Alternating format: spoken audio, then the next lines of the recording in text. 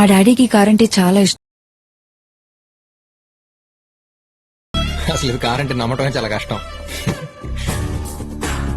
అంటే బాగా old model కదా. పైగా డాడీకి జాబ్ రాగానే కొన్న ఫస్ట్ కార్ ఇది. మీ డాడీ కొనటమే కాదు, ఈ కంపెనీ అమ్మని ఫస్ట్ కార్ కూడా ఇదే ఉంటుంది. ప్లీజ్ అవి, దీన్ని ఇలా చూస్తే డాడీ తట్టుకోలేరు. ఏదో చేయి. హే, ఏంటి చేసేది? దీని గురించి గూగుల్లో సెర్చ్ చేస్తే ఇమేజెస్ దొరుకుతాయేమో కానీ పేపర్స్ అయితే ఎక్కడ దొరకవు. లైట్ తీసుకో, ఏం చేయాలి? చేయాల్సిందంతా చేసేసి ఇప్పుడు ఏం చేయలేము అంటే ఎలా? కంగారు పట్టుకొని సిస్టర్, ఇక్కడ కాన్సెప్ట్ వేరు ప్లీజ్. ఓకే. అయినా ఎవరు రమ్మన్నారు నిన్ను? కరెక్ట్ గా ఆ టైంకి ఎదురుగా నీ వల్ల ఇలా జరిగింది. నా వల్ల. ఇదొకటేనా? ఇంకొకటి. హే, బాగుంది design. Spire. It's already broken. అసలు ఎలా తిరుగుతున్నామా ఈ బండిలో? డ్రంక్ అండ్ డ్రైవింగ్ కన్నా డేంజర్ తెలుసా ఇది? ఎక్స్టీరియరే ప్రాబ్లం, ఇంటీరియర్ కండిషన్ ఆసమ్. కారా నేనా? Daddy just minute. పేరెంట్స్ ఏం చేస్తుంటారు? గంటకోసారి కాల్ చేసి ఏం చేస్తున్నావు అని అడుగుతుంటారు uncle. Mom runs a beauty parlour, father house husband. అంటే కరెంట్ పోతే క్యాండిల్ వెలిగించడానికి అంకుల్. క్యాండిల్స్ అవి కరెంట్ పోలేదు కదా uncle. Maha room is good but roommate is not good. వీలైనంత వరకు keep away from her. Daddy actually అది షల్ వి మూవ్? మీ డాక్టర్ గారు ఏదో డీప్ థింకింగ్ లో ఉన్నారు. పీజీ ఎంట్రన్స్ గురించేగా. డోంట్ వరీ మహా, నీ మీద నా నమ్మకం ఉంది. You're the best. అక్కడ వేలలో ఒకరికో ఇద్దరికో సీట్ వస్తుందని మీ అమ్మ టెన్షన్ పడుతోంది. నేను అన్నాను ఆలోచించక్కర్లేదే, షీల్ మేక్ us ప్రౌడ్ అని. am I right? Yeah daddy.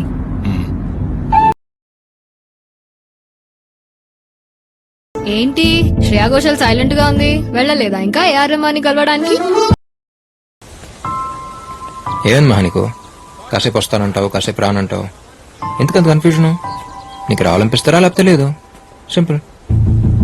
నీకేదైనా సింపులేలే, ఎందుకంటే నీకు నచ్చినట్టు నువ్వు ఉండగలుగుతున్నావు. అందరూ అలా ఉండలేరుగా. నా సిచ్యువేషన్ లో ఉంటే అప్పుడే అర్థం అవుతుంది. ఏ ప్రాబ్లం ఏంటో చెప్పండి, నా మీద పడతావేంటి? లేకపోతే ఏంటి? నేను పుట్టగానే నా పేరేం పెట్టాలని ఆలోచించడానికంటే ముందే పేరుకు ముందు డాక్టర్ ఉండాల్సిందే అని ఫిక్స్ అయిపోయారు. అన్నప్రాసన రోజు అన్నిటితో పాటు స్టెథోస్కోప్ కూడా పెట్టిన ఫ్యామిలీ మాది. నా బ్యాడ్ లక్ కాకపోతే అన్నిటిని కాదని స్ట్రైట్ గా వెళ్లి స్టెథోస్కోప్ ని పట్టుకున్నానంట. కర్మ కర్మ. ఇంట్లో ఆల్మోస్ట్ అందరూ డాక్టర్లు, ఇంజనీర్లు.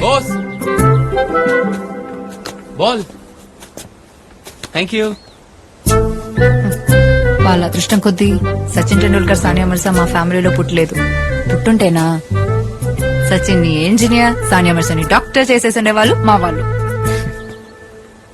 వాళ్ళకి కావాల్సింది నేను డాక్టర్ అయి పేషెంట్ చేపట్టుకోవడం, కానీ సింగర్ అయి చేతో మైక్ పట్టుకుని ఒక్కసారైనా పాడాలన్నది నా కల. అభి, వాళ్ళకి నచ్చినట్టు నా లైఫ్ ఉండాలనుకోవడం తప్పనట్లేదు. బట్ బతికే నాకు నా లైఫ్ నచ్చాలిగా. Sometimes I hate myself. ఇంతకు ముందుకి ఇప్పటికి ఒకటే తేడా. ఇదివరకు ఇలాంటి సిచ్యువేషన్ వచ్చినప్పుడు నాలో నేనే అనేసుకుని నన్ను నేనే తిట్టేసుకుని సైలెంట్గా ఉండిపోయేదాన్ని. ఇప్పుడు చెప్పుకోవడానికి నువ్వు దొరికావు అంతే. నాకు మ్యూజిక్ కి రాసి పెట్టలేదు అభి, వదిలే. పద. ఎక్కడికి?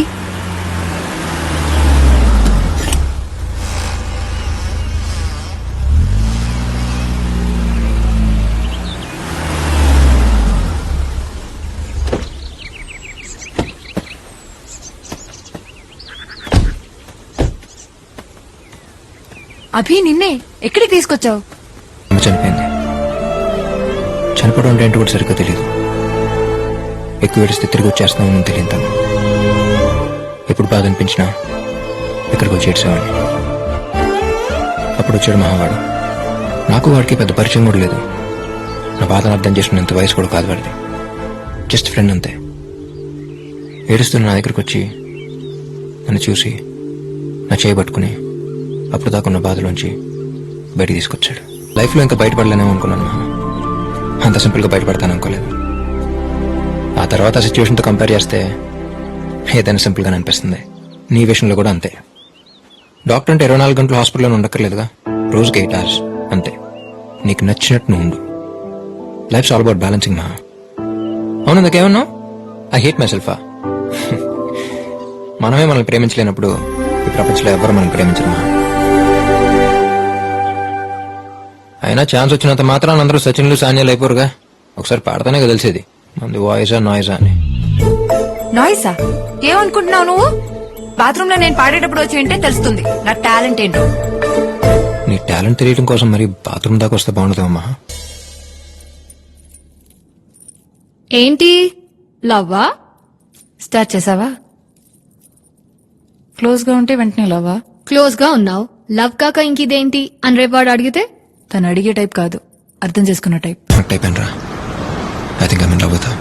నెక్స్ట్ వీక్ మేము పర్ఫామ్ చేయబోయే కాన్సర్ట్ లో నువ్వు పాడుతున్నావు. థ్యాంక్స్ అభి.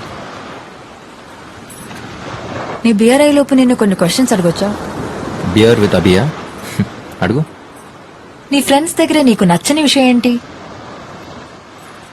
వాళ్ళందరూ తాగేసి నేను మాత్రం తాగకుండా వాళ్ళ టార్చర్ నేను భరించడం. మరి నచ్చింది? నేను మాత్రం తాగేసి వాళ్ళెవ్వరూ తాగకుండా నా టార్చర్ వాళ్ళు భరించడం. ఫ్రెండ్ కి బెస్ట్ ఫ్రెండ్ కి తేడా ఏంటి?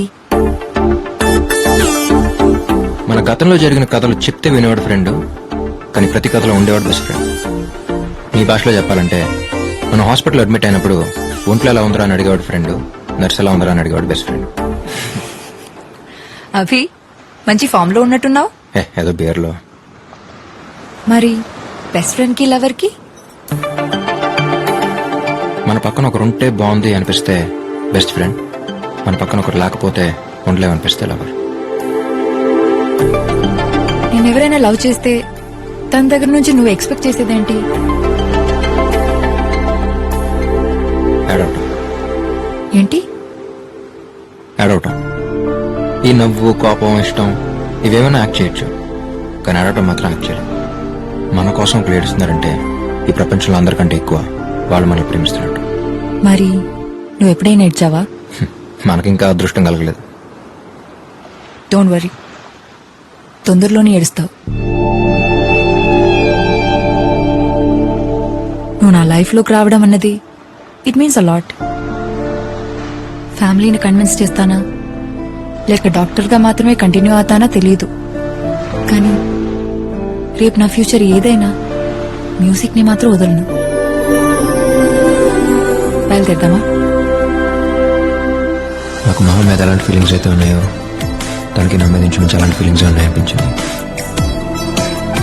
వాసుగారితో మాట చెప్పి ప్రపోజ్ చేసేద్దాం అనుకున్నాను.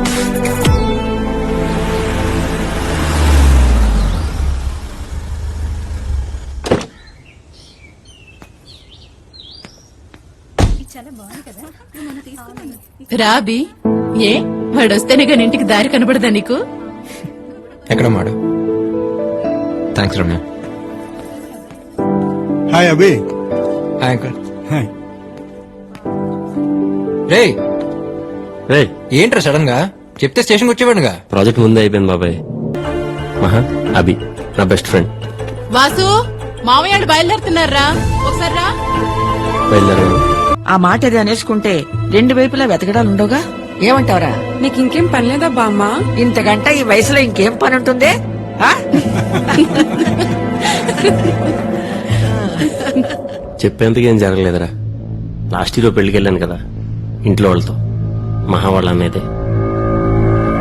చాలా రోజుల తర్వాత మళ్ళీ తనని అక్కడే చూశాను. అప్పుడెప్పుడో వచ్చిన మిస్అండర్స్టాండింగ్ వల్ల మాటలేవు మా ఫ్యామిలీస్ మధ్య. ఆ పెళ్లిలో మా బాబు ఎమోషనల్ పర్ఫార్మెన్స్ కి అందరూ సరెండర్.